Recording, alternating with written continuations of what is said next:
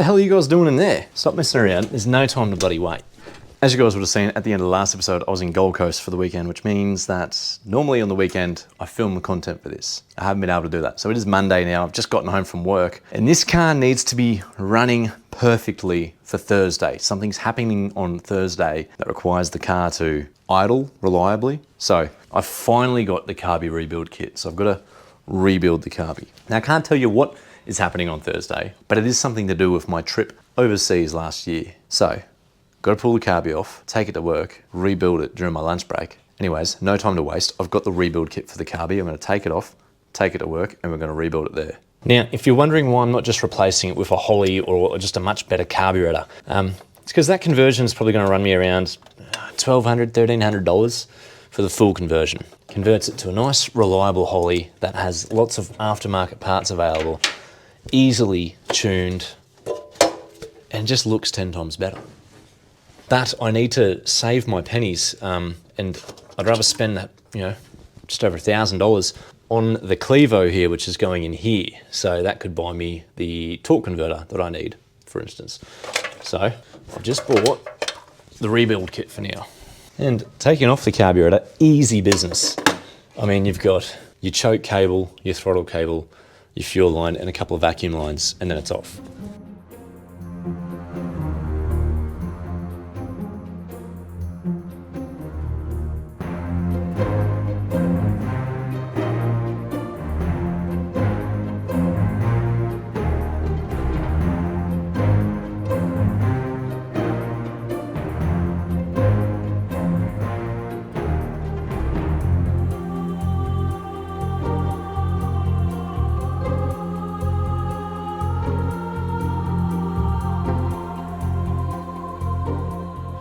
And most importantly, put these nuts straight back on because I would lose them. Looks like this was recently rebuilt anyways. I mean, it's pretty fresh aviation gasket goop around it. So it's just been, oh, I'm bloody dripping fuel everywhere. It's just been jammed with rust from the fuel tank and it's just clogged it all up. So I'll take that to work tomorrow morning and I'll see you there in about 3 seconds.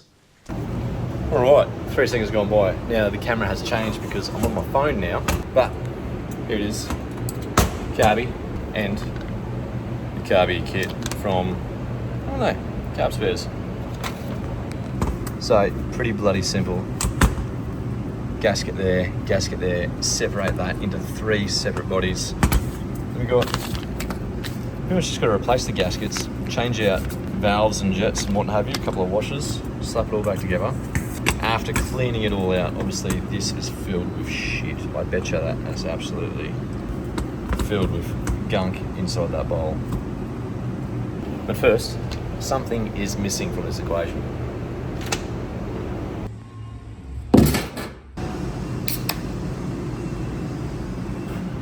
Now we're ready to go. So, rebuilding carburetor, super easy stuff. Now, it is quite finicky in that you do need to clean absolutely everything, blow it out with air. However, very few components make up the carburetor. It essentially just relies on air passing through holes to suck fuel out and draw fuel around. Super simple stuff. Couple of screws, separate the bodies, and replace everything that comes in the kit. Now, right here is where you see why it's so important to wear safety glasses when dealing with spring clips. Yep. I was about 1 millimeter away from being blind in that eye for the rest of my life, I reckon. I felt the spike hit my eyelid with so much force. It hurt so bloody much. And when I was editing this, it was only 1 frame that it's visible for. That's how fast it was traveling at. So if it hit me in the eye, I'm done for. Anyways, look at the rust that's just sitting in the bottom of the bowl. Look at it. It's just pooling up at the bottom. That's why my idle jets were just constantly getting blocked. Like I said, rebuilding Carby, it's just cleaning. So here's a little time lapse of me cleaning for about 20 minutes. And I'm bored already. All right, skip to the next part. So we're back home. I just had to finish off the rebuild here. And essentially what I had to do was I had to drill out this piece here, which the sort of piston travels through. I had to drill that out to 6 mil, which is an extra 0.5 mil bigger than what it was before, because the standard piston here was skinnier. So I had to drill this out so that would fit over top of it, so then the pin could go over top of that. Now that's done, get this thing back on there, back together. God, mind the mess, look at it. Because I went over east, I pretty much finished work, then flew to Gold Coast, then got back from Gold Coast at 1 a.m. and then went to work at 5 a.m. I've not had a second to do anything here. And then I've got to get this bloody carby done because this car needs to be running tomorrow. It's now Wednesday, it needs to be running for Thursday. I've got to drive to work. So I just got home from work on Wednesday, quickly get this back together, get it running, go to work tomorrow. It never bloody ends. By the way, check out the fresh hat from X Damage. These guys in Melbourne. Actually, I'm more of a backwards cap guy, aren't I? I hate it when people unbox shit and it's straight out of the box and they're just like, look what these people sent me. You should go and buy it. Like, you haven't even tested it out, champion. Anyways, we're in their pants.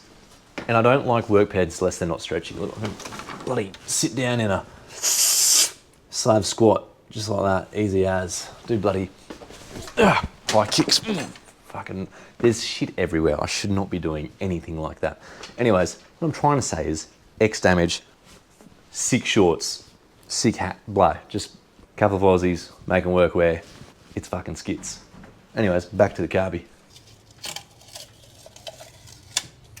Oh, imagine if I accidentally mishandled the nut and dropped it. Whoop.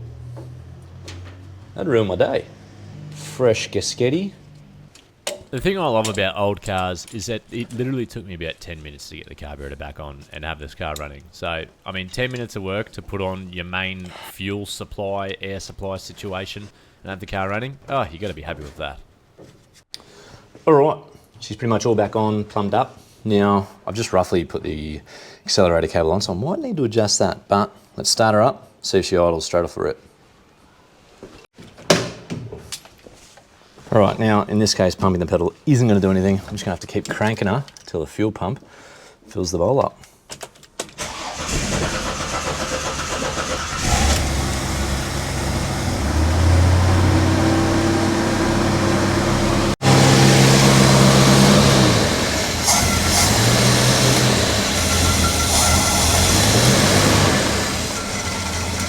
I'll do it. The turn spring was off.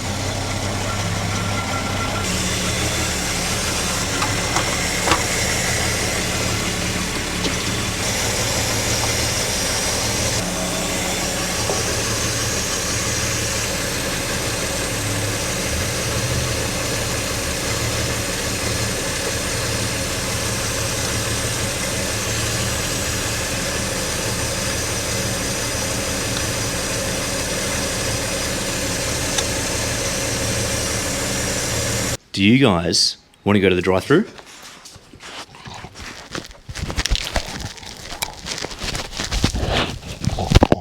Oh, do not. No, that's the microphone.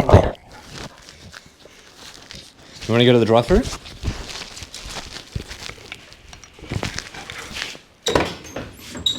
Let's go. Come on. Come on, let's go.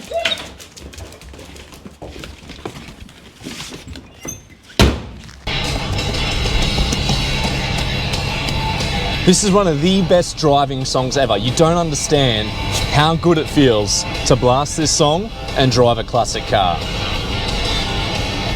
Hey, can I please get a soft serve with a flake? Yeah. And can I get 2 beef patties just by themselves, please? Anything else? That's all, thank you. Yep, drive them through. Cheers.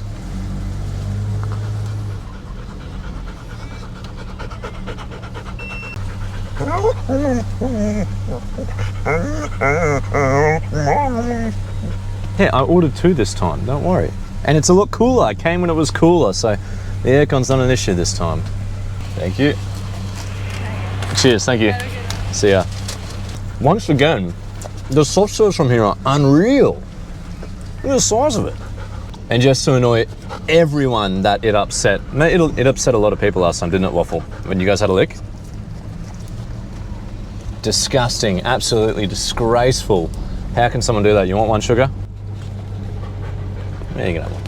And yes, there is burger patties for the puppy dogs by 2. Far out, look at the concentration. That is unreal. They are very hot though, so you cannot have them just yet. Maybe I'll put them near a vent and let them cool down. All right, this time you guys get a full patty each. But there's a seniority order here, so I know you're looking at it, Shugs, but Waffle gets first pickings. There you go, Waffle. Wowee.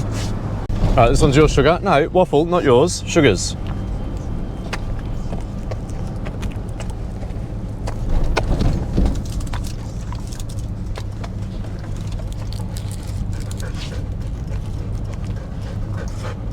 That's it. Last time you only got half, and then everyone said that I should give you one full one. That just means you get less dinner in your bowl tonight, all right? Doesn't mean you get that plus dinner. You're still on calorie control. You're still athletes. All right, so the Falcon runs. We've done the test drive, and now it is Saturday morning. I should be uploading this video right now. It should actually be going live right now, but I don't have any bloody time to do this stuff. So Saturday morning, I've got someone to come look at the 2JZ, and I've got to compression test it before they get here. So I've jerry-rigged up the battery from the XC, hooked it up to the starter motor, and we'll do a quick compression test because I actually haven't compression tested this engine yet. So this could turn out horribly, and it could be totally cooked, and then I can't sell it. But only one way to find out.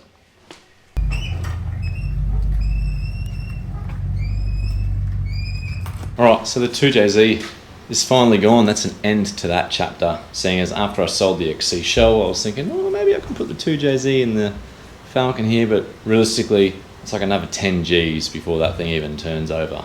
In my instance anyway. Old mate that bought it, he's putting it in a Cressida that already has a 2J in it, so he's literally just in, out, done. So someone's gonna use it a lot more than what I will, have it sitting around for a couple of months. And it's money in the bank for the other projects. Well, not really. It's money in the bank for the big project later on in the year, which is what all of this is leading up to. Oh. Like I said, it's Saturday. I should have uploaded this video this morning. It's now the afternoon. I had to mess around with the 2JZ. We compression tested it, and it was awkward because we did it while he was here, and some of the numbers were a wee bit low. Anyways, he went away. I ended up going, why the hell has this got low compression? Turns out the SP Tools compression tester gauge that I was using, it's sort of like you spin the hose around and it just goes in off that. You can't really wind it in, and because it's deep down, it was binding up on like a bit of dirt and grime in the threads, and the second it did that, the hose would just spin, so it didn't go tight. So on most of the cylinders, it wasn't actually sealing on the rubber O-ring. So I cut some notches into it, used like some long nose pliers to like go down and then like turn it and seal it on the rubber O-ring. 150 across the board, easy as. And now I haven't got much time left in the day before I go back into another work week, which is my week of creating content. Every second week I have a day off work to create content. I literally take a day off work to make these YouTube videos and like catch up. So that's every second week, which will be this week coming. So for the rest of today, I'm just gonna finish off the sound deadening and we'll get this chapter sorted. The flex plate did arrive though for El Clevo. So the only thing I'm waiting on now is the torque converter, and we're good to go, well, and the distributor situation, but then we can pull that out and put it in that. But flex plate, nothing special. I'll keep that under wraps until I get around to it. All right, we are all done. I mean, if you've ever seen a TikToker that owns a 79 series, then you've seen far too many Carburetors installs already. So all done, and then I've added what I had left of the acoustic stuff, and going from there. And then I had a little gap here, so then I put in what was left of the mass loiner. It's a bit of everything, but I mean, once the carpet goes over it, it's just nice and comfortable. We'll need to get more of this because when the backboard goes on here, I'm gonna need. Anyways, you'll notice it's just bits and pieces on these sections here. These are all just the random offcuts I had from doing all this stuff. And then obviously the speaker holes that I cut out, I just slapped it all along there. I don't care about it looking good. I care about it being mildly functional. Let's get these seats back in. And speaking of the seats, I think I've found an upholster who I can drop these off to get them done in black. In which case, I'll see how much it is to get the front seats done. Because like I said in the last video, it's like just over $1,000 for brand new classic style seats. So I'll see what they charge for a rear upholster of the fronts. I'd love to keep them and get them done in black with a bit of Alcantara, but we'll see how we go. Anyways, that's pretty much it for this one. Like I said, super quick video. Got the carby rebuilt, finished off the sound deadening situation. Well, didn't really finish it off. I've still got a parcel shelf that's gonna be reflective as all hell now. And I'm yet to do the door belts and the Bailey channels and all that sort of jazz still. So still gonna get a mad amount of wind noise coming through. But when you only got a couple of hours, it's Sunday now, so there's a whole heap of stuff I've got to do before I start the week again. And yesterday I did sell the 2JZ, which took up a huge chunk of my time yesterday, getting that ready, getting that sorted. and getting it out the door and getting my money for it. So successful weekend in that I made some money on the 2JZ. Well, actually I lost money on the 2JZ, but the money is liquid and back into my account, so then I can buy things for other cars. Anyways, thanks for watching. Hopefully this week I can get the ICE ignition situation sorted out. Torque converter should rock up, and then we can have engine out of the XA and ready to put in the XC. But let's be honest, there's about 17 jobs I need to finish on the XC before I even start an engine conversion. We'll see how we go. Thanks for watching, guys. See you next week.